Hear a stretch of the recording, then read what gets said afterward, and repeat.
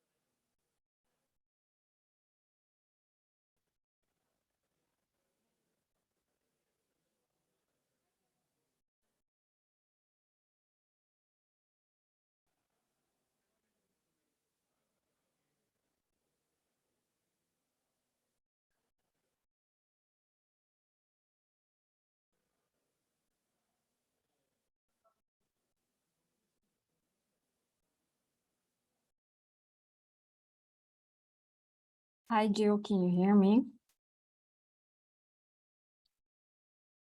I just said something. I hope you can hear me. I can hear you. Okay, perfect. Thank you. Thank you. Oh, okay, yeah. Okay, perfect.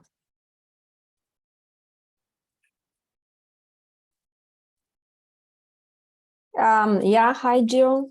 Hi, can you hear me? Oh, okay, perfect. Good. Phew. I will mute now.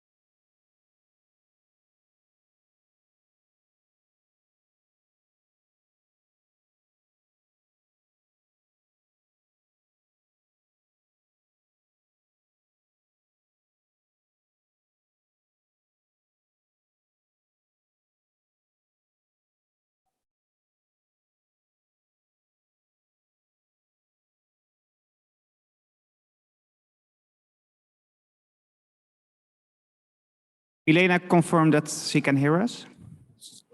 Yes, Can you hear Martijn. us? Hi. Yeah. Hi, I can hear you. I can hear you, yes.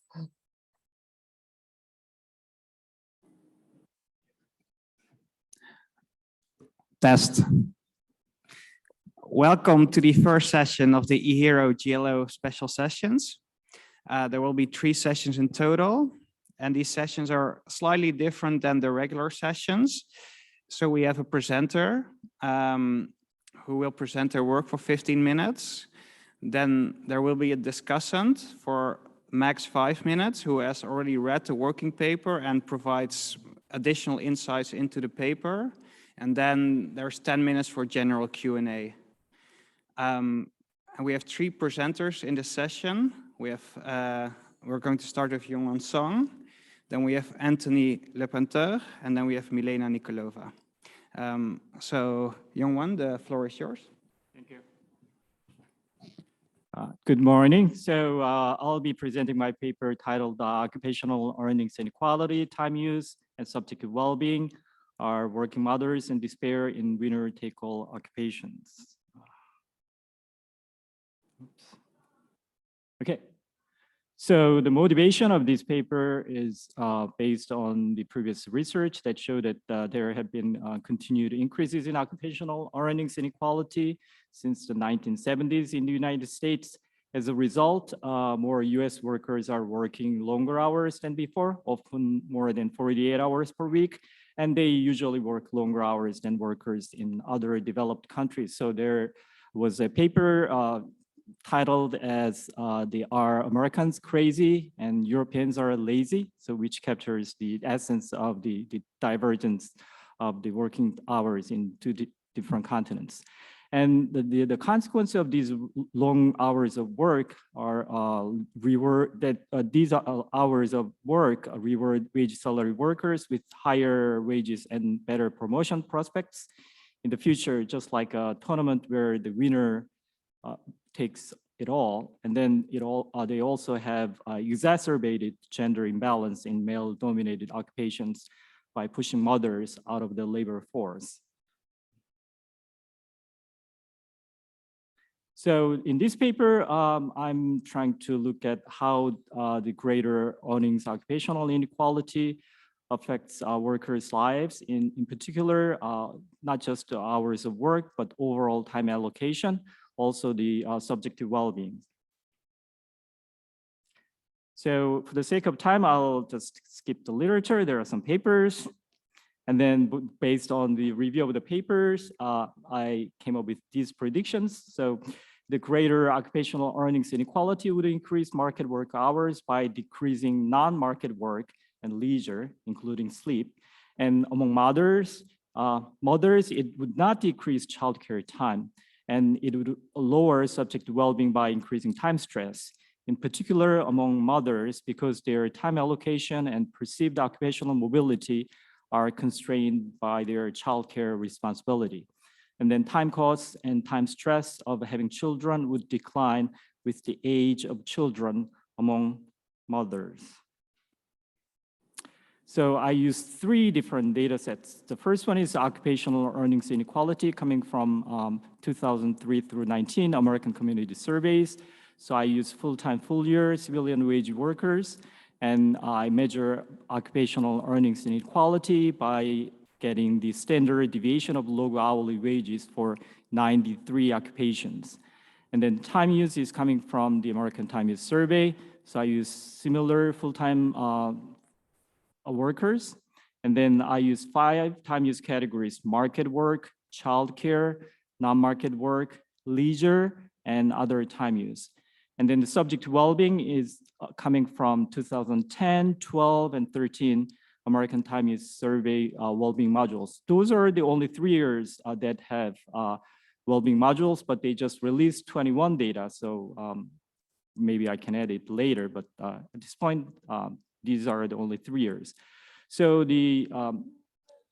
from the time diary, the BLS randomly selected 3 activities and excluding sleep. And then for each selected activity, the respondents were asked 5 affect questions: happy, pain, sad, stress, and tired. And then there is also one question about how meaningful the activity was. And then the scale was from 0 to 6. And then in 2012 and 13, Wellbeing modules also has the country ladder, 10-step ladder category that represents where the respondent is located. So I run time use OLS regressions. The dependent variables are the 5 time use categories in hours. And then independent variables include occupational earnings inequality and measured by the standard deviation of local hourly wages. And the standard deviation is 0.08. So it's the standard deviation of the standard deviation of local hourly wages. And I'll be using 0.1 change as approximate change. It's kind of a little bit bigger than the 1 standard deviation change. And then I also control for the mean of log hourly wages by occupation, and then log of respondents hourly wage, and then the standard controls such as age, race, ethnicity, and other variables. And then because it's time diaries, I control for weekday, holiday, season, year, and state. And they are all weighted. And I run separate regressions by sex and parental status, and also by the age of the youngest child. And subject well-being OLS regressions. The dependent variables are 5 different categories of subject well-being: happiness, pain, sadness, stress, tiredness, and also meaningfulness. It's per episode, that's the unit of analysis. And I also do analysis of the country ladder. And then I also control for additional independent variables, such as number of disabilities, activity codes, activity locations, activity duration, and then activity start times. And then country ladder regression additionally include number of disabilities, but exclude weekday, holiday dummies, and season dummies. And they're all weighted, clustered, and then say type of analysis by sex and parental status. So this is the first time use regression results. So here, each cell represents a separate regression. So here, the column 1, childless man. So the coefficient on the pay inequality, when the dependent variable is market work in hours, is 2.251. That means when there is 0.1 change in the measure of occupational earnings inequality, the childless man increases the hours of work about 1.6 hours per week, and it's significant. And you can see that the variation in market work ranges from 1 hour for childless women to 2.4 hours of fathers. And so the numbers in the bracket, 100 represents, okay, so they all increase the amount of market work when there is increased earnings inequality in their occupations. Then how that time is supported. So I'm going to look at how this 100% is going to be divided into different time use categories listed below. So here, when it comes to childcare, there is a decrease in childcare time, but they are not significant. And you can see that even among childless men and childless women, there is childcare time, because the childcare, by definition, includes spending time with children, regardless of whether the children are the respondents' all children or not. And then consistent with the findings in the literature, the majority of the increased market hours are coming from the non-market work or leisure. And then sleep is slightly decreased, but not significant. Now, in this regression, I'm analyzing the parents' time use in response to earnings inequality by age of youngest child. In columns 1 and 2, we'll look at fathers with children under 6 and the fathers without children under 6. And you can see that the numbers and the coefficients are more or less the same between columns 1 and 2. But when we move to column 3 and 4, so mothers with children under 6 and mothers without children under 6, then there is huge difference. In particular, the mothers with children under 6, they decrease like substantial amount of leisure to support increased market work. But when you look at mothers without children under 6, that's not the case. And if you look at sleep hours, then in all the other categories, we didn't see any significant decrease in hours of sleep in response to increased earnings inequality. Here you can see that there is substantial decrease. And then that is even more magnified when you look at mothers with infants who have newborn babies. And then even among mothers with infants, their childcare time is not significantly reduced in response to increased market work. And here I'm presenting the relationship between earnings inequality and subjective well-being. And if you look at childless men, childless women, and fathers, again, each cell represents separate regression. And except that among childless men, happiness is increased slightly, but only at 10% significance. You don't see any really significant coefficients. But when you look at mothers, their level of pain is increased. In particular, if there is like a 0.1 increase in earnings inequality measure, then compared to the mean, their mother's pain level is increased by 23%. And mothers with children under 6, it's even larger, 33% increase. And mothers with infants, it's 88% increase. So in this table, we are looking at different types of activities among mothers with children under 6, how their subjective well-being changes in response to earnings inequality. And here you can see that when they spend time with their children, their pain levels and sadness levels are increased. And then when they are doing non-market work, their pain level is also increased. And then when they take leisure, their level of pain and stress and tiredness, they are all elevated. And then here I'm presenting the relationship between earnings inequality and the country ladder. So among these first 3 groups, childless men, childless women, and fathers, there is no significant coefficient. But if you look at mothers, then as the earnings inequality increases in their occupations, then their the contralateral response goes down by 3% if there is like a 0.1 increase compared to the mean. And then that's even larger among mothers with children under 6. And among mothers with infants, it's even larger. But again, here you can see that probably because of the relatively small sample size, it's only significant at 10% level.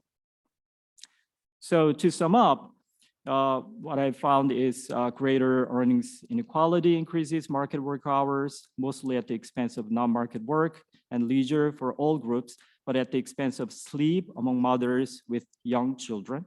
And childcare time is not reduced as occupational earnings inequality increases. And among men and childless women, occupational earnings inequality is not significantly associated with any. And among mothers, greater occupational pain equality increases pain, and this association between pain equality and pain further increases among mothers with young children.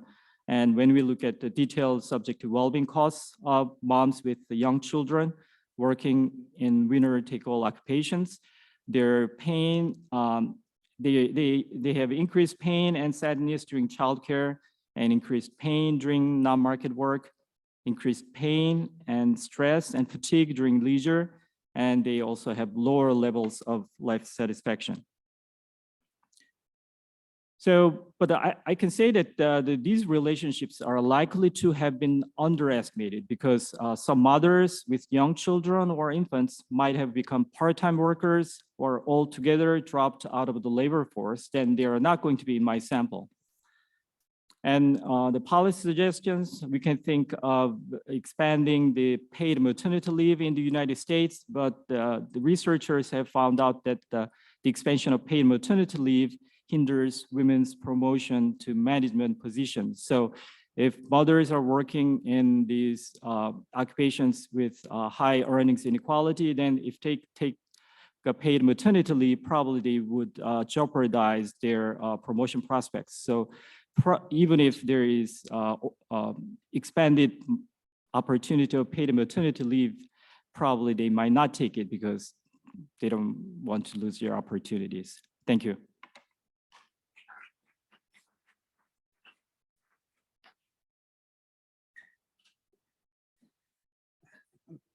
Okay, then we move to our discussant, and we need to pull her up online here.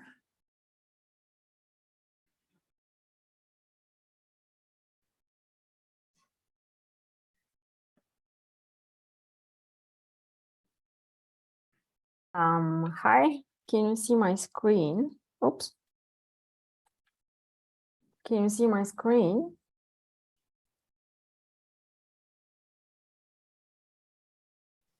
Yes. Okay, Martijn, can you see it? Yeah, we can hear you. I can see your slides. We Yeah. cannot see you, I think. Oh, but that's less important. You know what I the look slides like. Are, yeah, we can see the slides. Yeah. Okay, well, thank you very much for this interesting presentation, Younghwan. And I'm very happy to be the discussant of your paper. I'm glad that in the conclusion slide, your key findings match more or less what I have here. So in the interest of time, I will skip that. And instead, I will talk about what I liked about the paper, and in particular, what are some areas for improvement for you. So I think that the paper is well written, it's very clear. The contribution is spelled out, and the empirical exercises are straightforward. And the paper is humble, it does not overclaim. And on a personal level, I was very much relieved to see that it all gets better and the stress and time cost of having children decrease with children's age, really few. Okay, then let's talk about what I saw as a room for improvement. I think that the paper at the moment is very kind of concise, which is an advantage, but I think it will it will benefit from adding a bit more story to it. So I think that it is at the moment difficult to understand which bodies of literature your paper actually contributes to. So of course you have time use literature, you have the labor economics literature broadly, and then the subjective well-being literature. But I think that kind of like a dedicated section and explaining the main papers in these literatures and how you build on them, and importantly how you marry and unite these three literatures would really help you sell it better. And then I need to see a theory mechanism section. So I do not understand, for example, why and how occupational earnings inequality should affect working hours. Moreover, I don't understand how above and beyond working hours, occupational earnings inequality should affect the subjective well-being of how, so the subjective experiences of how people are experiencing their days. So I think that there should be an explanation. So why would, for example, work meaningfulness be, life meaningfulness be affected? And for each subjective well-being dimension, a clear explanation of what the expected relationships and mechanisms at work are.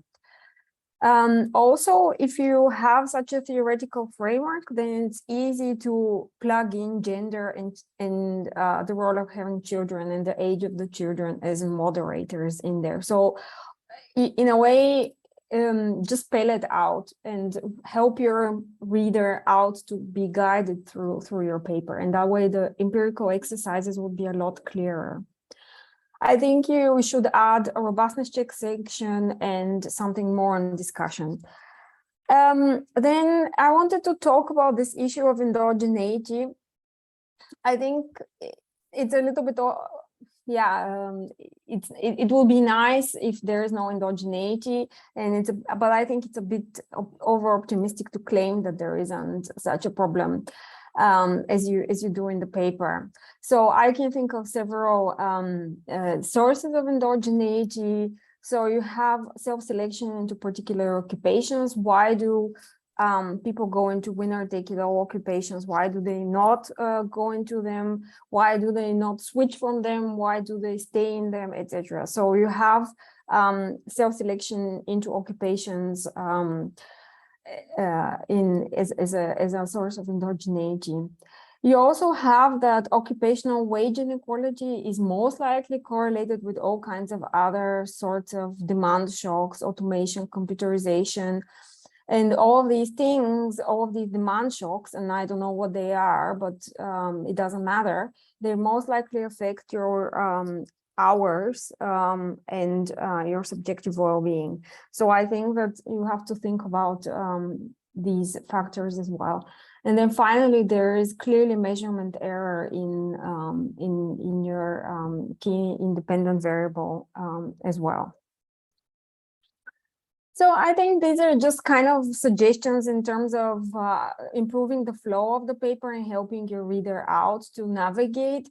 I think you need to, you just say, okay, I analyze essentially working hours, but it's important to also understand why don't you just stop there? Why, in addition to time use, do you need to analyze subjective well-being? What is the rationale there? Why is studying these measures side by side important in this context?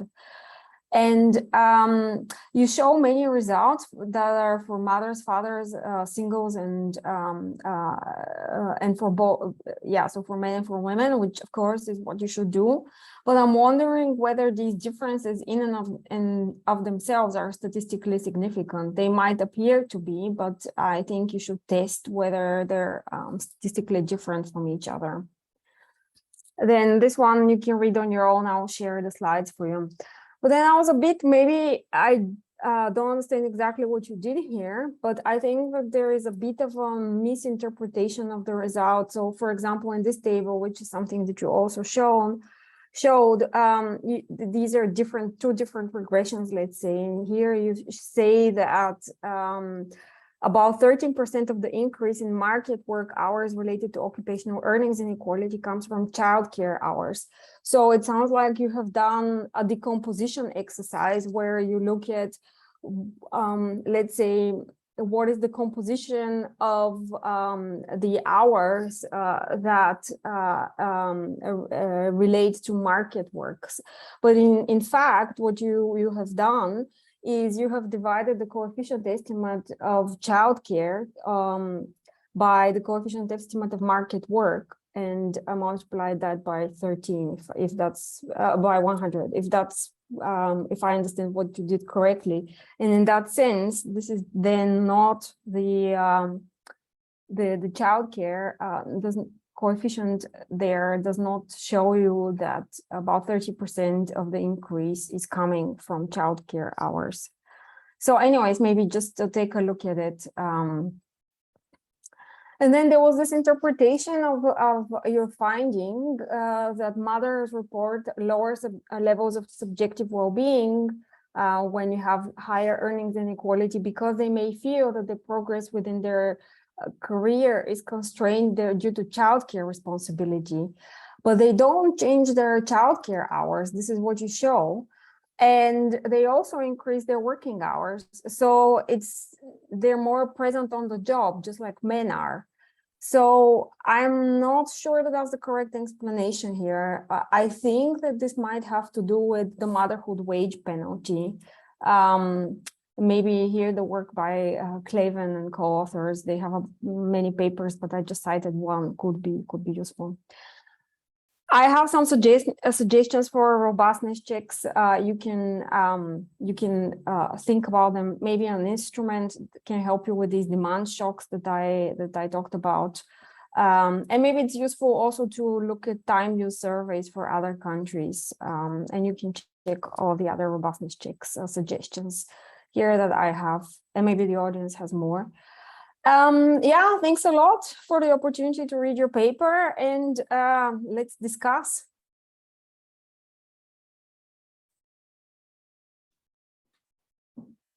Thank you, Milena.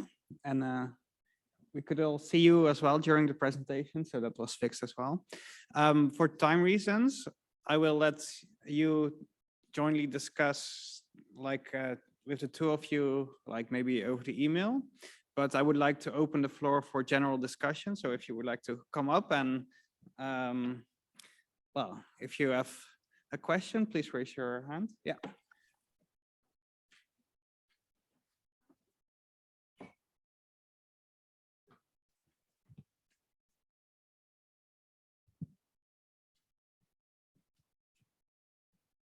Thank you so much for this very interesting presentation.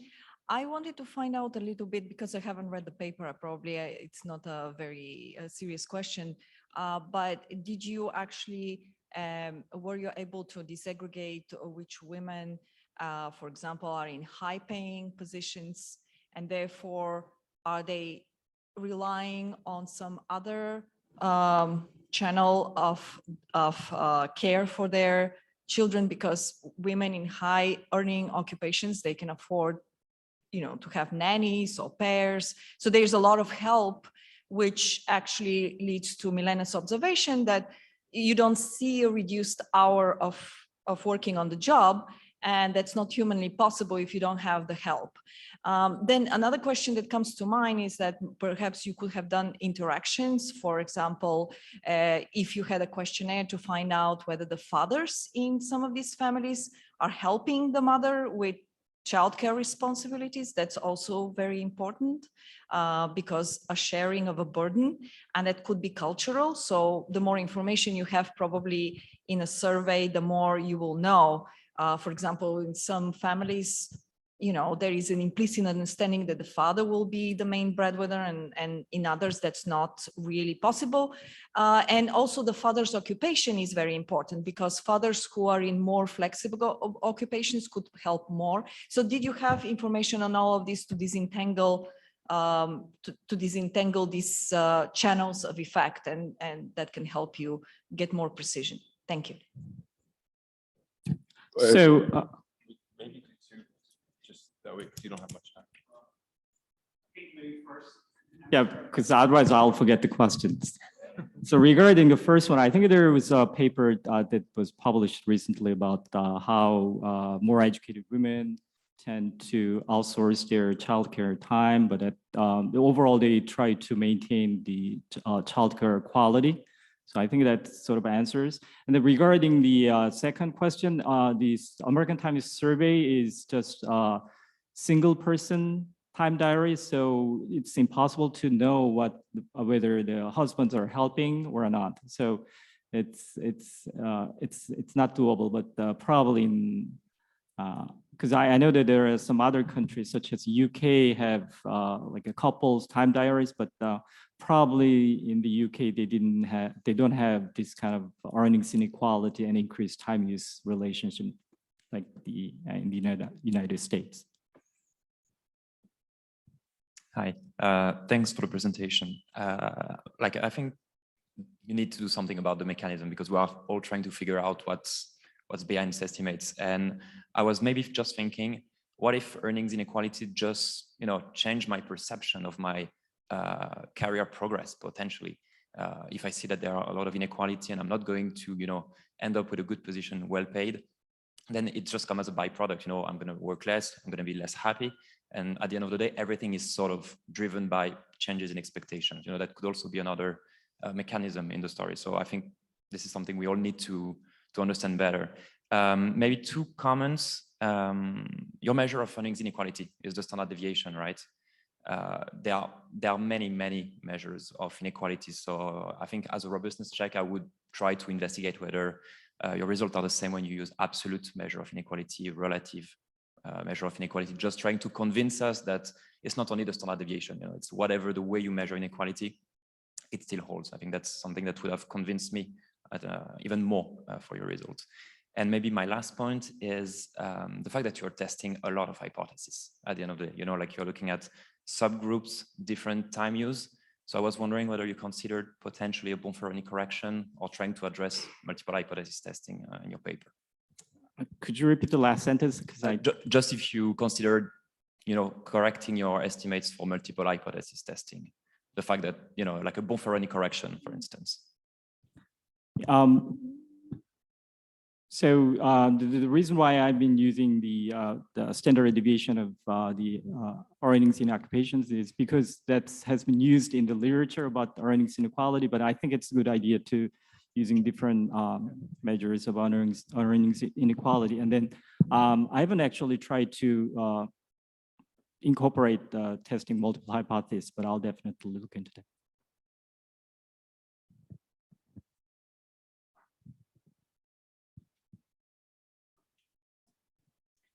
Thank you. We need to move on to the next presentation. So Anthony, I would like to invite you on the stage.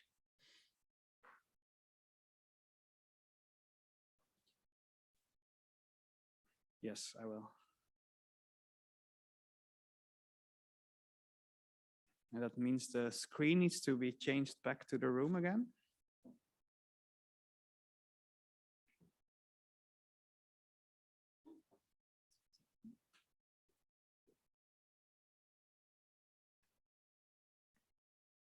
All right.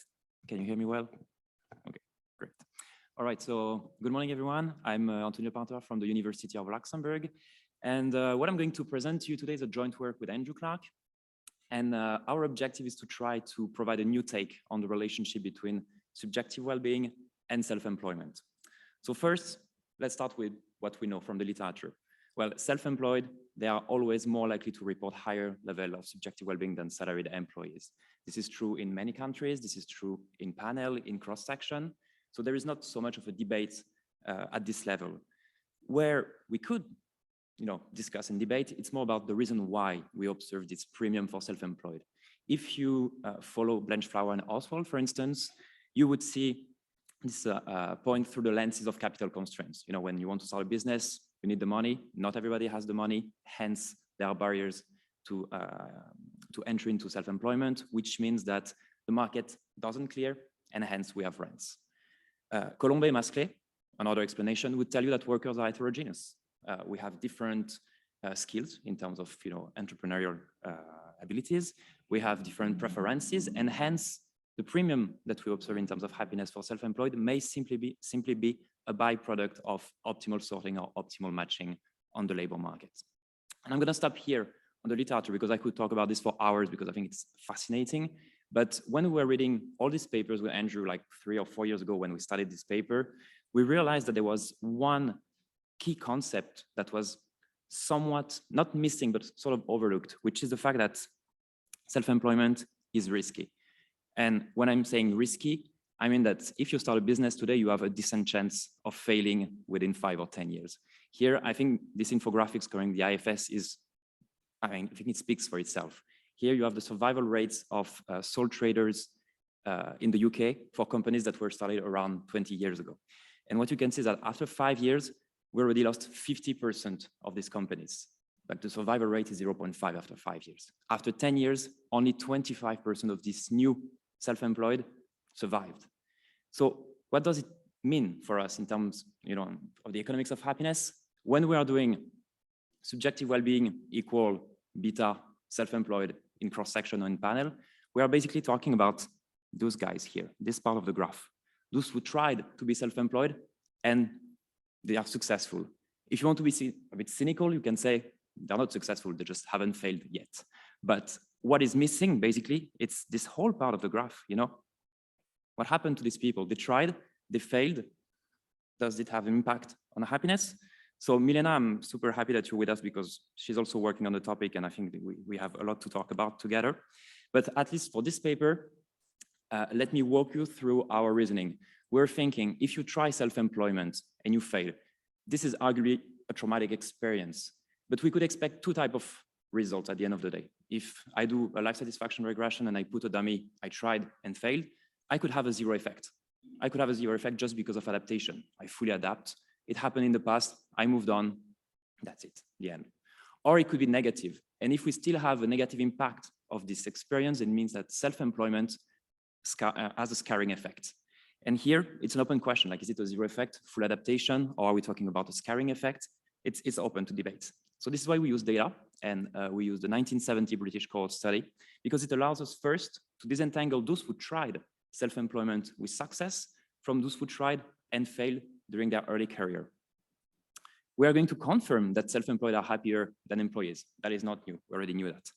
But what we found in this paper is that failing at self-employment has a long-lasting negative effect on life satisfaction. And if I have time, I'm going to try to argue or try to convince you that this negative effect is mostly psychological, and it is also stronger for those coming from high ACS. So there is a strong stigma associated with failure when you come from successful families. In this paper, there is a second part, which is more policy making part, where we try to understand what are the causes of success and failure in self-employment. Unfortunately, I only have 15 minutes, and I realized in Luxembourg a month and a half ago that I can't do these two parts in 50 minutes, so I'm going to skip it for today. But if you want to talk about it later, we can. Just giving you an idea of what we're doing here in this paper. All right, so the British cohort study. We're using it because we have around 17,000 people who were surveyed, and they were all born in England, Scotland, and Wales in a single week of 1970.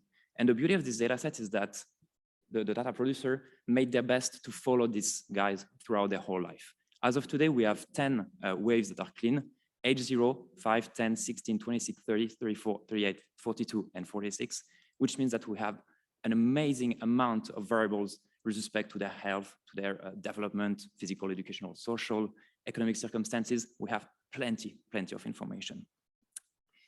We are focusing on age 30 for a very specific reason. First, at age 30, they were asked about their life satisfaction. So 30's question, how dissatisfied or satisfied are you about the way your life has turned out so far? 10, not satisfied at all. 0, not satisfied at all. 10, fully satisfied. And I'm happy that I don't have to convince you about the use of well-being. Like usually when I present in front of economists, I have to defend the measure. Today, I'm not going to do it. I'm going to assume that you're on board with me there. At age 30, there is another thing that is very important for our analysis. First, we have the current labor force status, but we also have the last 10 episodes on the labor market. So if I was taking part of BCS, I was asked, what was your last 10 experiences? Self-employment, employment, unemployment. And so we are going to combine all this information to build two measures. The first one is what I'm going to call successful self-employed. These are people who tried to be self-employed, and at the moment of the survey, they are still self-employed. And again, we can be cynical. Maybe in a year or so, they are going to fail, but at the moment of the survey, they are successful, arguably. And then we're going to have a dummy for failed self-employed. And this dummy is equal to 1 for those reporting at least one completed spell of self-employment at age 30. So in the data, it means like if I see someone who told me between 1992 and 1994, I was self-employed, and then from 1994 to 1995, I was unemployed, I spot here a completed spell of self-employment. This person tried and then moved on to something else. Something you also have to bear in mind is that in the data, we don't know why they stopped being self-employed. We just have the beginning and the end of the experience. So we might have involuntary or voluntary exit from self-employment. We don't know, we just don't know. But I think, if anything, this plays against us, because if it's a voluntary exit from self-employment, it should not have an impact on your happiness. So we are somewhat confident about the fact that we might have lower bounds in our paper. Other informations between age 0 and 16, we collected what we call family background, the family backgrounds, so family income, education, employment, all these kind of things. And I see that Caspar is yawning. I know, it's boring, I agree. And no, but like the same for me, don't worry. So the childhood characteristics at age 16, intellectual performance, behavior, and emotional health. And this is the interesting part, Caspar. So we're going to focus at age 30 on people who have non-missing value for self-employment experience, life satisfaction, and childhood characteristics. About 10,000 observations. And usually, I skip the descriptive statistics because, who cares about descriptive statistics? But in this case, I think it's interesting, at least to have a couple of numbers in mind. First here, if you look at this line, I don't know if you can see it well. Yeah, you can. So the share of people experiencing at least one experience of self-employment, success or failure, is 14%. Those who tried to be self-employed and somewhat failed, 7%. Those who are self-employed at the moment of the survey, 8%. They don't sum up because you can be self-employed today and having, tried already in the past another experience of self-employment. But these are just a couple of numbers for you just to have in mind. The distribution of life satisfaction, this one is pretty well behaved. And here now is the identification, I was going to say identification strategy, sorry, the OLS regression. So in a perfect world, if I wanted to talk about the causal effect of self-employment, I would take this room and randomly allocate you to a status. I would say, Kelsey, success, your success, yeah. Gaspar, you too. Julia, I'm sorry, failure, that's random. And then I could find what is the causal effect of self-employment.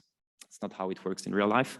So we're just going to rely on a simple OLS regression, which means that I'm also going to be humble and maybe conservative about my interpretation. Nothing is causal. I'm talking about associations here. So life satisfaction at age 30, dummy for being a successful or failed self-employed, and we're going to control for as many confounders as possible. And here are the results. So in column 1, we're just controlling for family background and childhood characteristics. And the main variables for the moment is just ongoing self-employment and completed self-employment, so successful and failed self-employment. And you can see that first line, we have a positive and significant effect, estimate. And this is consistent with what we knew in the literature. So when you're self-employed, you're happier than the rest of the population, fine. But when you have a completed spell of self-employment at the back of your mind, this attracts a negative and significant estimate at the 5% level. And we're talking here about a reduction of 10% of a standard deviation in life satisfaction, 0.097. So it's not a trivial reduction in terms of happiness. So now from here, there are two things that I would like you to think about with me. The first is the mechanism, right? Like if there is this scarring effect of a past experience of self-employment, what are the mechanisms? Like it could be simply driven by objective mediators. I tried to be self-employed and I failed, lost my house, lost my family, whatever, it could be driven by objective characteristics, or it could be simply, it could be a psychological scar. So this is why in column 2 and 3, we sequentially augment the regression with controls with arguably mediators. And when we do so, you can see that here the estimate doesn't change at all. It's still a 0.09. And this is not enough to completely rule out the possibility that this is mediated by objective characteristics, but at least let's say the usual suspect don't seem to drive this result. So it's potentially more a psychological thing than an objective scar. Second point that I would like to bear in mind is that here I'm looking at completed spell of self-employment between age 16 to age 30, basically. It could be the case that more recent experiences have a larger effect than the other experiences. So this is with this thought that this morning I actually replicated this regression and I looked at completed self-employment between age 16 and 20, 21, 25, 26, 30. And actually the three dummies are equal. They are not significantly different. They are negative and in the same range. So it means that there is not even a sort of partial adaptation. It doesn't seem to be the case.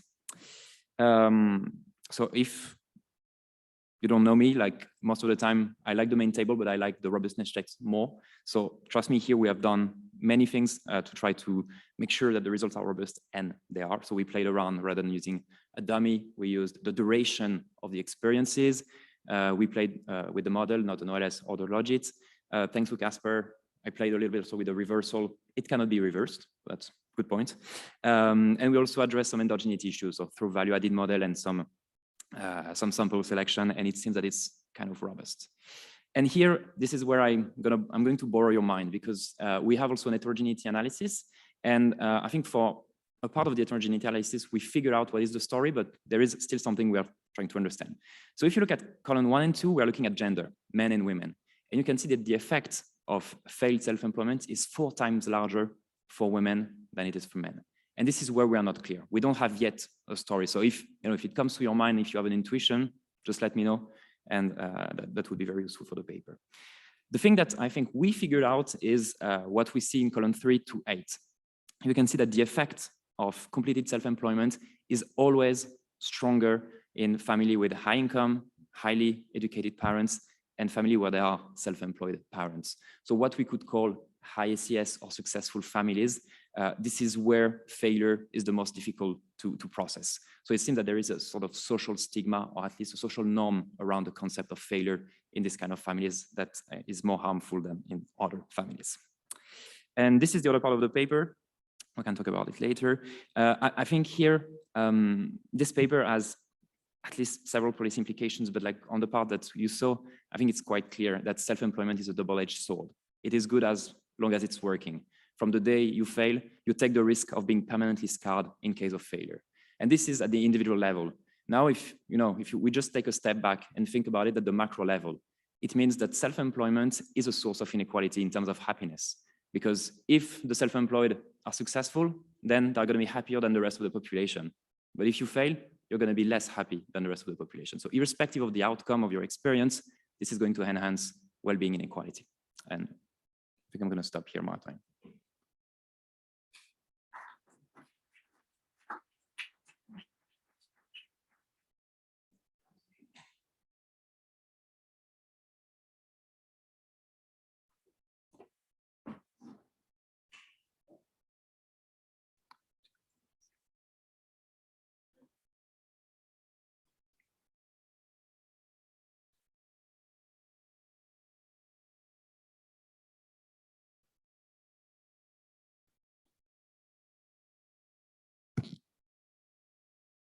Okay, so thanks for giving me the opportunity to discuss this interesting paper. And so there are two research questions in this paper. So the first one is, how is self-employment experience related to life satisfaction? And the second one is, how is self-employment experience determined by childhood characteristics and family background? And so the paper uses data drawn from the 1970 British cohort study and finds that life satisfaction at age 30 is positively associated with ongoing self-employment, but negatively associated with completed self-employment. And then completed self-employment has mostly psychological scarring effects because there is no effect on income, education, partner status, and physical health status at age 30. And regarding the determinants of self-employment, the paper finds that better cognitive performance at age 16 reduces the probability of reporting a completed or so-called unsuccessful spell of self-employment. And then high family income and growing up with self-employed parents increase the likelihood of both ongoing and completed self-employment. So those are the findings. And there are some more details, but these are the key points. So I found some of the issues. The first one is why the paper is using life satisfaction, because the prior research cited in this paper is mostly about the positive relationship between self-employment and job satisfaction. And in the 1970 BCS, there is also a question about job satisfaction. But unfortunately, that's only for those people with jobs. So if somebody is unemployed or out of labor force, at the age of 30, then probably they don't have job satisfaction response. So that could be one of the reasons the authors decide to use life satisfaction.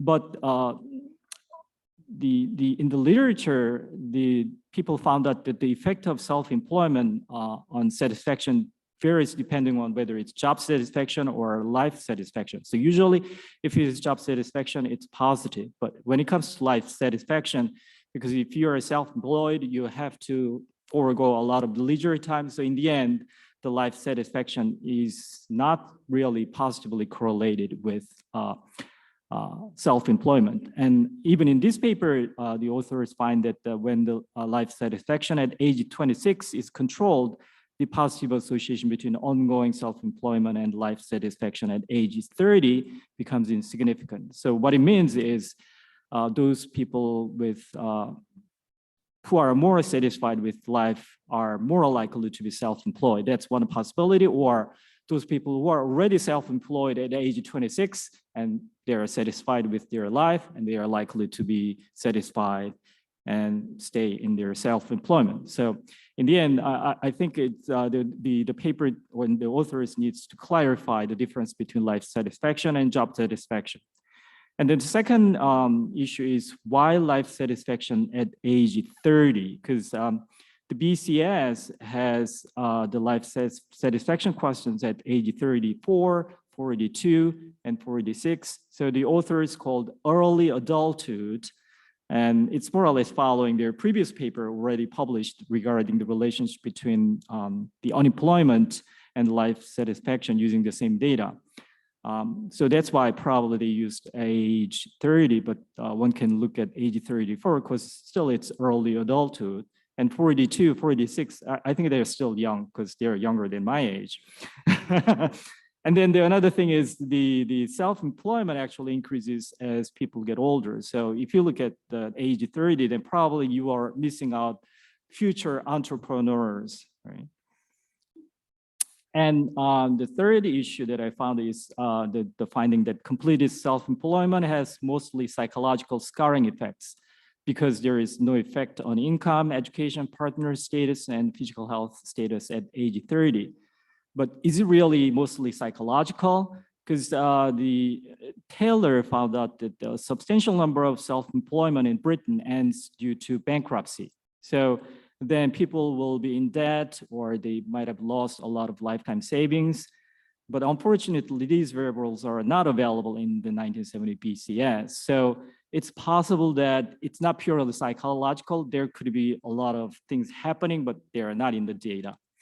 And the second issue regarding this is scarring effects. So there is negative effect on the life satisfaction at age 30, but unfortunately, the completed self-employment is based on recall at age 30 of last 10 episodes of work up to over 14 years.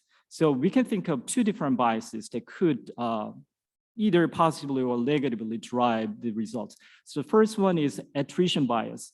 So if somebody goes into bankrupt, then probably they might be on the run, so they might not likely to participate in survey. So it's not shown anywhere, but actually you can test using this data. So if that is the case, then probably it could reduce the negative effect. And then the second bias is recall bias.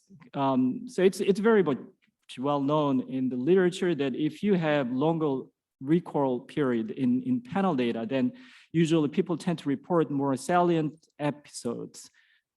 So less salient episodes. So even if somebody worked as self-employment, but if they didn't suffer too much, then they are less likely to report. And especially if you have recall period of 14 years, because even like 4 or 5 years is causing recall bias. So I think you have to think very carefully about this.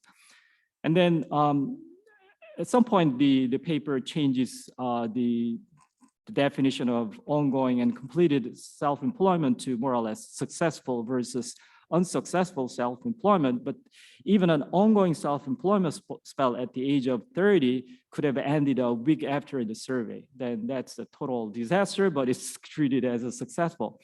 But then it raises this question, how do you define successful self-employment? It could be duration or earnings, how much money the person has made.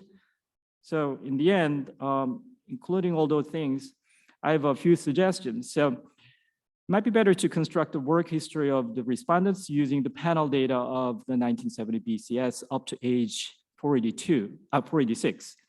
And then you can also test using this data if self-employed respondents are more likely to attrite over time. If that is the case, then we need to correct for sample selection. And then one can do longitudinal analysis of life and job satisfaction as people enter and exit self-employment. And then also analysis of the antecedents of the first instance of self-employment, and then analysis of the antecedents of the age of first self-employment. And then the analysis of the determinants of the duration of self-employment or earnings of self-employment. And I think that's all I have. Right. Thank you.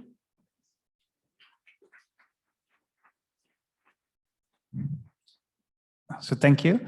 Okay, for time reasons, again, we will let you discuss over the coffee break, and I will open the floor for general questions. Yeah, and Arthur, yeah. Yes. Thanks, Anthony. Very interesting. Self-employment takes a number of forms. You can be self-employed and not employ anyone. We can be self-employed and employ people. You're a working proprietor.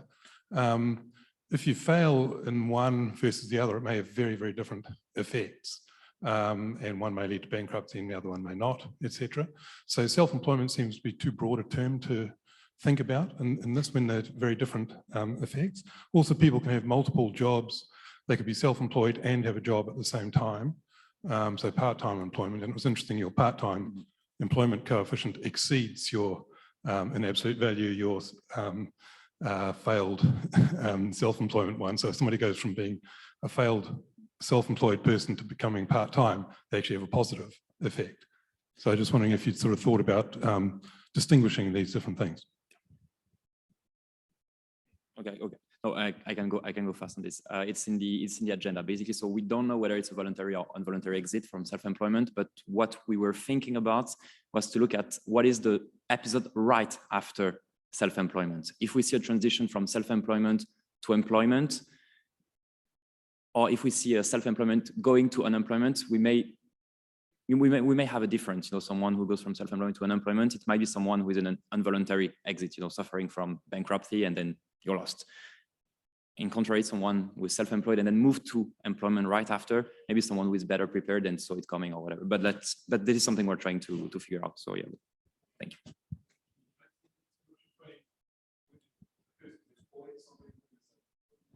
I think we can. Yeah, I think we can. So I think that's the information that we need to incorporate, and that would help us having a better understanding of what's happening. Thanks, Anthony. Two comments and a factual question. Maybe following up on Arthur's comment, I think people outside economics look at this kind of research and say, why are they not collaborating with someone doing some qualitative work to get at all these kind of questions? It would be great if there was a little bit of interviews or something just to give inspiration. It's just what usually we do with that stuff. Well, and your first slides of presentation. Secondly, I'm really advocating, I think it would be good for both of us two talks to have a causal diagram like the Bayesians always do. It's not always easy to draw a DAG, but it can really just introduce everything that you're going to do. And then in your descriptive stats, how much of the 7% and 8% overlap? Could you tell us that? Yeah. There is that, like in our sample, we have like 50% out of the 10,000 who have a report, you know, a failed or a completed spell, and then they are self-employed at age 30. So it's 50 or 60%. So it's we have a small group of people who tried several times, and at the moment of the survey, they look successful, let's say. Okay, I'm gonna follow up with you. I didn't. No, it sounds surprisingly small. Like, we can see, we can talk about it after, but like, yeah, no, like we have a small group of people who report both completed spells in the past, and they are still self-employed, and they are self-employed because they restarted a new business. We do have an overlap. Isn't that really common to be a serial entrepreneur? That's why we only have, I think, 50 people at most, if I remember correctly, in this stat. So it's not common. It's just it just happened. Okay, well then my concern sounds like not relevant, which is that you could look for an interaction term or separate them out because there is nothing. I tried and there is nothing, but because I think we are very underpowered, you know, like it's not really common, so it doesn't come out. Okay, thanks very much. Just on the qualitative evidence, I thought about it last week. Actually, I was talking about my first interview with my mother-in-law. I was pitching her the idea because she had a business and closed in 2008 because of the economic crisis, and she told me like, yeah, this is something I think about every morning when I wake up. I still think about it, you know, almost 15 years after. So that gave me the idea of potentially doing some qualitative interview to have a better understanding of the mechanism. Okay, yeah, I'm gonna ask for permission first, but yeah. Yeah, thank you very much. Very interesting. I was wondering to which extent you looked at the aspirational dimension of things. So this orientation towards a certain purpose. Yeah. No, short response is no, we don't, but not because we don't want to, but because of the data. Unfortunately, in the data, we don't have, I think, good variable that would help us identifying aspiration. Like really, it's this survey is very about objective measures, and every once in a while they have some opinion, attitude, and aspirations modules. I could double check. Maybe we might have it somewhere, but that would be useful to have it. Yeah. But what is your hypothesis, your idea? Well, that if in the moment where there is a clear aspiration, a clear purpose orientation, that maybe it does not matter that much, is it self-employed or is it in an existing organization or institution, in the moment where that alignment is here, this is my personal aspiration, this is the vocation of my employer. That would be something really interesting to prove, especially when you think about organizations who their professional vocation is social change, be that the United Nations, be that big NGOs, be that certain government institutions. So it would add a completely different dimension to the argumentation. And maybe if one side of the indicators is very objective, it could be mirrored by a set of subjective indicators. But I'm happy to talk more. But I see. Yeah. Thank you. Yeah, I think it's a brilliant idea. Thank you. Yeah. Thank you. We will move on to the final presentation in the session, and then we have to pull up Milena online again.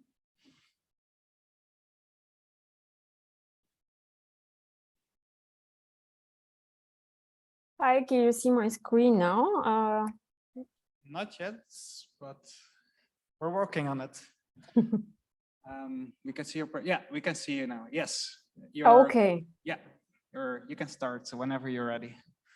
Yeah, well, I want to first start by thanking you, Martijn, for the great organization of the sessions. And I want to thank also Jill for making it possible for me to present while I'm in the comfortable heat of Dutch summer. So let's talk about robotization and how that affects people's work meaningfulness. And this is joint work with my former PhD student, Femke, and another co-author, Boris Nikolaev. So the main point of why we're looking at this is that the consequences of automation for job quality are actually not very much explored in the literature.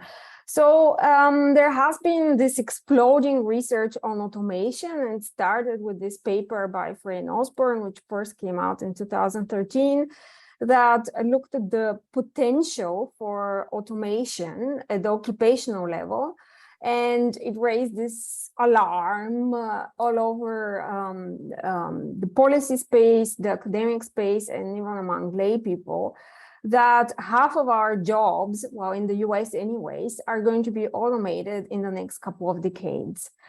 Well, turns out that if you refine their approach a little bit, and if you focus on the tasks that people do, rather than their occupations, the number is substantially lower. Yeah, so about 10% of jobs are at risk of automation. And mind you, this is at risk of. It doesn't mean that they will get automated, but given their characteristics, the tasks people do, maybe there is the potential to codify these tasks and replace them by machines.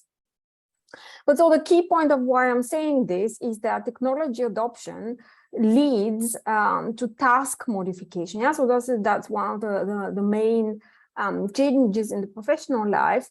And so it doesn't mean that professions and occupations disappear, but it means that people change the tasks that they do within their jobs.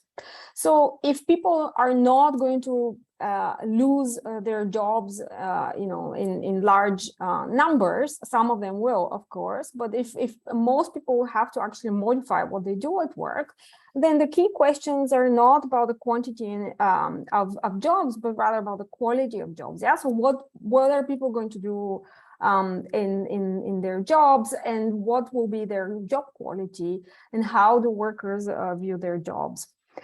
So unfortunately, we still don't know much about it. So this is all of the literature that I'm aware of at the moment on the topic, and it is about everything from health to job satisfaction. Yeah, so there isn't. So the effects seem to be negative in all kinds of contexts and across all kinds of measures. But this is really the beginning of a literature that we need to understand more about, and we need to study pretty well. So how do we expect essentially automation, which here we measure by robotization, as I'll explain later on. So how do we expect that robots will affect people's job outcomes related to work meaningfulness and also autonomy, competence, and relatedness? And I don't have time to explain why we choose these four in particular, but it's motivated in the paper. But so these are the outcomes that we look at. So how meaningful you think your job is, how much autonomy you have, whether you have interesting tasks that allow you to grow in your competencies, and essentially what is the relationship with your colleagues, whether you have supportive relationships with your colleagues. And so a priori, we don't really know what would happen when you have increased robotization at work.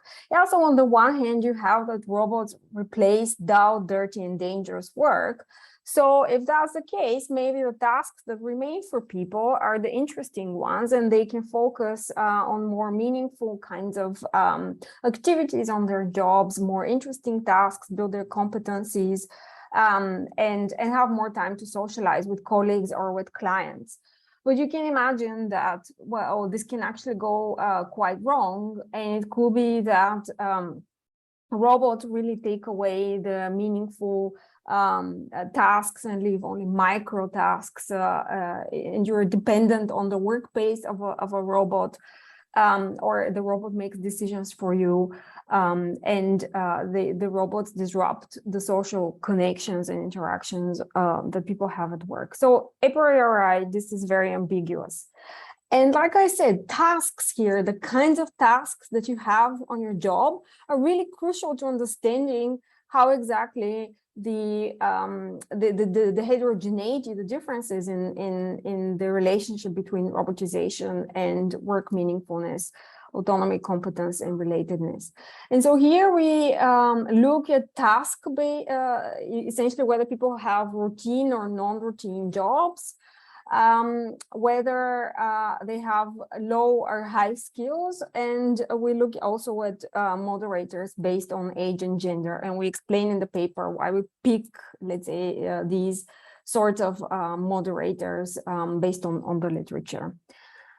But so just to give you an example, you can the adoption of a robot, even within the same occupation, within the same industry, can have different types of consequences for your job quality based on the types of tasks that you do.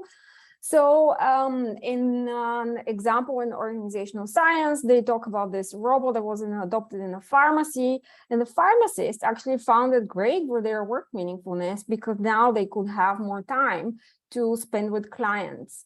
The assistants to the pharmacists actually saw the opposite consequences because the robots did a lot of the tasks related to shelving that they were doing, and they had less responsibility, less personal growth.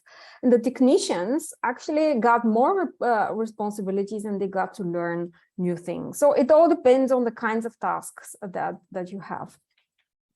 Okay, so how do we test about the consequences, what the consequences of automation are for the job quality aspects we study? Well, we look at data. We use data from several sources. We have robotization data from the International Federation of Robotics. That's the standard dataset that exists. We use the EU claims for various calculations. I won't bore you with the details of that. Anthony got the pleasure of reading all of that interesting detail. And importantly, we merge these industry level information to worker level information from the European Working Conditions Survey. And we use two waves because they have the questions and information that we need. And these surveys are very detailed, and they also have information on the tasks that people do and on different dimensions of job quality. So it's representative nationally and has all kinds of interesting information in there. So robotization is measured essentially. This looks like a something horrible, but it's actually very simple. We measure the change in the stock of robots per 10,000 employees. And because the distribution of robotization is very skewed, we take the inverse hyperbolic sign of that. So you can think of it as just as a fancy log. So we just make our data a bit better behaved by making it to follow a little bit the normal distribution. So we take a 5-year gap when we calculate the change because the survey is every 5 years. And we lag the robotization measure by 1 year to mitigate some reverse causality issues. And I'll talk about what else we do. So our dependent variables are about work meaningfulness, autonomy, competence, and relatedness. And I know that this is that the way that we have measured them here is not the best way to measure it. I just got another proposal rejected about that was proposing to measure them the correct way. So bear with me. We essentially follow our earlier work that we did with Femke Cnossen, and we combined information from the survey that we have that approximates, let's say, the better measures that we have in the psychology literature. So work meaningfulness is about feeling useful work, and that your job gives you the feeling of work well done. Autonomy is about really having control over the tasks that you do and the methods of your work. And then we have, I skipped the competence and relatedness. Competence is really about, so learning skills and relatedness about supportive relationships with your colleagues. And we combine these using essentially a version of principal component analysis. So we introduce standard control variables, and because we have to merge and match data from different sources, at the end, our sample is restricted to 13 industries in 20 European countries. So this is the common set of industries and countries in all of the data sets. And we have to drop some occupations because they have too few observations. And we have to drop all other non-manufacturing industry. I think it was too few observations. We follow a pretty straightforward strategy here, where we so the main strategy is based on instrumental variable techniques. But let me tell you what the main equation is, so that you get what the instrument is. So for each individual working in each industry, in each country, in each year, we have the work meaningfulness or competence, relatedness, autonomy outcome. And that's a function of robotization, changes in information communication technology, a bunch of individual level controls, country dummies, time dummies, and occupational controls. So we estimate all this, like I said, with OLS and IV. The OLS I won't focus too much on.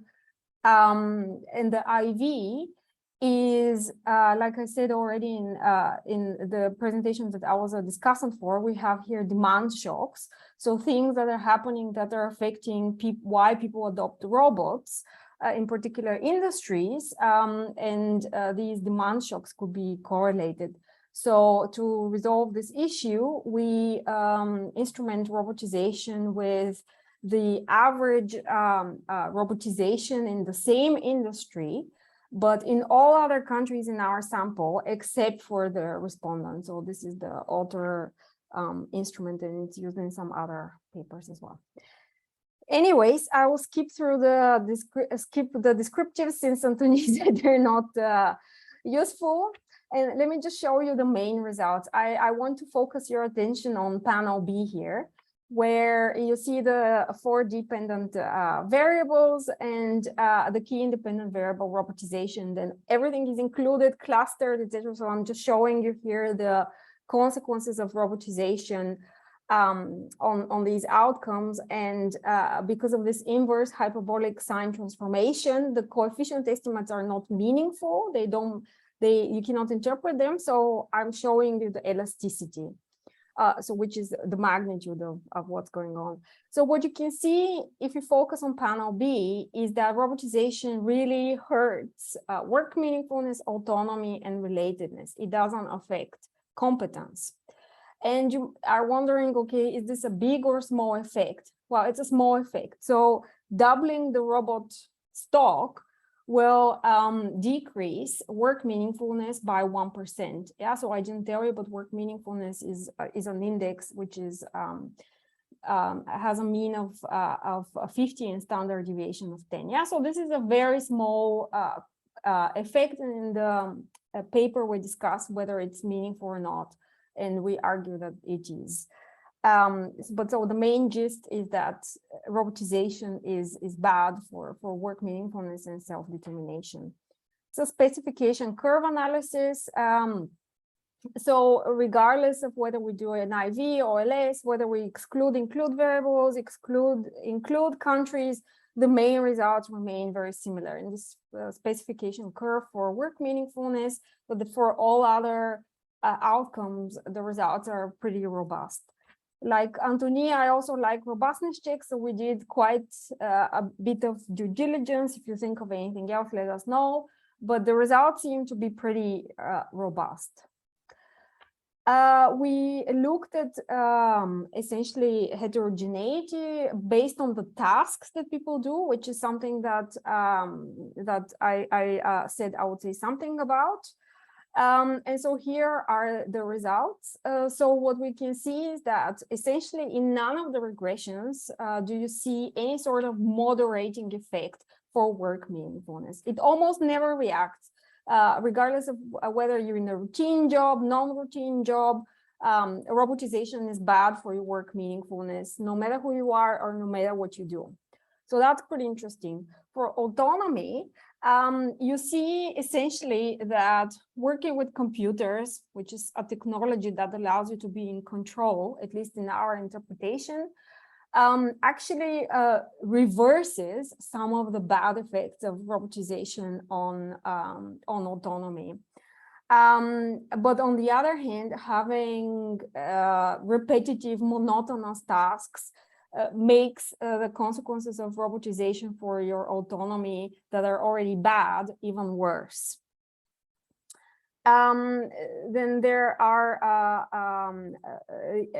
some other effects. So working with clients also essentially reverses the bad consequences of robotization, and monotonous tasks amplifies them even further.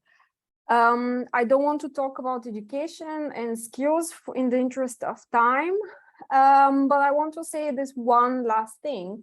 So we look at institutions, the role of institutions. And so in particular, we look at union density and collective bargaining. And like I said, for work meaningfulness, it doesn't matter what you do. It doesn't matter in what kinds of countries you live, what kinds of institutions you have. Robots are bad for your work meaningfulness. But when it comes to autonomy, competence, and relatedness, we really see that institutions, collective bargaining, and unions can really help mitigate some of these effects, the negative effects, not by a lot, not reverse them, but just simply cushion some of the blow. So I want to end here since I want to hear the comments, but essentially automation erodes work meaningfulness, automation and self-determination The effect sizes are small, but we argue they're the tip of the iceberg because of the next automation waves, which will be focused on AI and that will bite into high-skilled jobs as well. So we have a discussion, happy to engage with you in the Q&A as well. And I will stop here. Thank you very much for your attention. Yeah.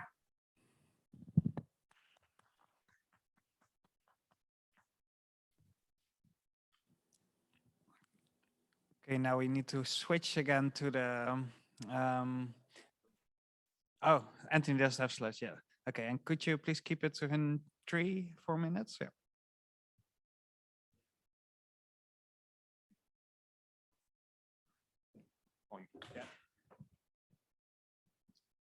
Milena, can you hear me now? Okay, great. So I don't have slides because I actually wrote you a short referee report, and I'm going to send you. I'm going to send it to you, and I'm just going to read a couple of stuff I wrote. First, I like the paper very much. The topic is extremely relevant. Automation. You didn't know that, but I started to read a lot about this literature in 2022. So like reading your paper confirmed more or less all the stuff I read. So I was also convinced with the econometrics, with the story, easy to read, pleasant to read. So thanks for this. And you gave me so many robustness checks. Thank you for that. Like I was really, really happy about this point too. So very fast, for me, something that you need to discuss, and you said it, for me, the effect size, you're right, they're small.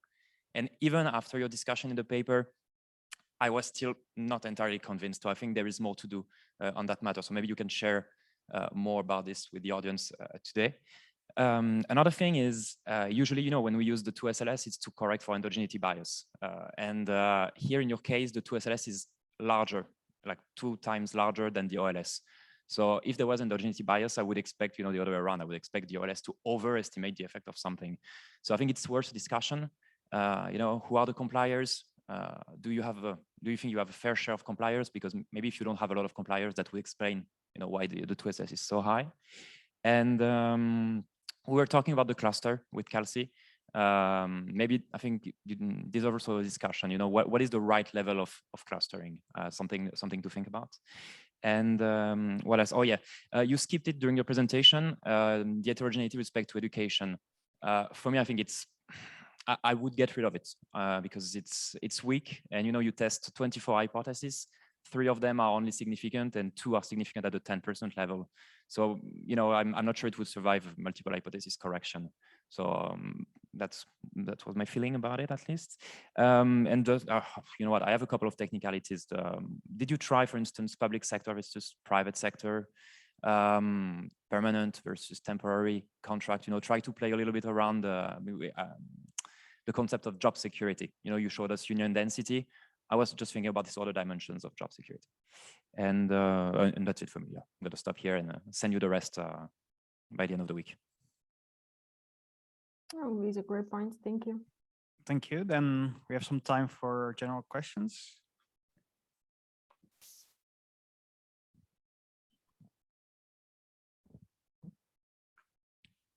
Thank you, Milena. 2, I think, unhelpful questions. So the first one is, so automation has been happening since, I don't know, the 19th century, but who is being and what is being automated has changed. And so as a consequence, the consequences of automation have changed too. So I'm just wondering, is it sensible to think, and now you're gone, is it sensible to think of this being one effect of automation, right? Are we right in just estimating this one thing, or shouldn't we be estimating, like, the effect of automation in 1920, the effect of automation in 1970, and the effect of automation in 2050? And you've sort of hinted at this towards the end of it, where essentially all academics are going to be replaced in the next 30 years. So what should we make of that? The second unhelpful question is, are these effects, should they exist, properties of the fact that we're being automated, or are they properties of the kinds of jobs that are being automated? And there's a distinction between those two. I just wonder if you recognize that distinction or if that's not helpful. No, these are great points. Caspar, I cannot see, but I can judge by the voice that it's you. So yeah, I mean, automation has been happening at least since the first industrial revolution, since the 18th century or so. So indeed, the nature of automation has changed. So that's why we have been very careful in the paper about what is it that we are talking about, which is robotization. And so that's a technology that has started being adopted in mass since the 1960s, 1980s essentially in manufacturing industries. But we have data here that are essentially practically unusable before 2005. So that's a problem. And there are other types of automation. So to address that second point, what we have done is we have also added a control variable for the previous wave of automation, which was the computerization. So we have variable that captures, just like changes in the robotization, we have changes in the computerization. What we don't have is AI-tization or whatever the term would be. Yeah, so we don't have information on what industries are affected already by AI and to what extent. And such a measure exists in terms of AI potential for automation, but it doesn't exist as, you know, the number of AI softwares employed by company X, which is the other two measures that we have. And so, yeah, so the properties of jobs that are automatable, we're not in that business because this is a very subjective measure.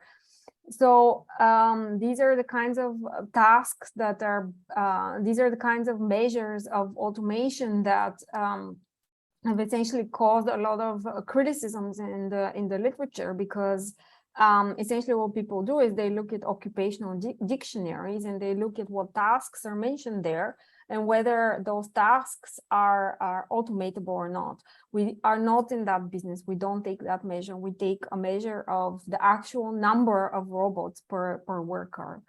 And of course, not everybody in the same industry has the same average number of robots. And your task description may be very different from mine, even though we're in the same industry.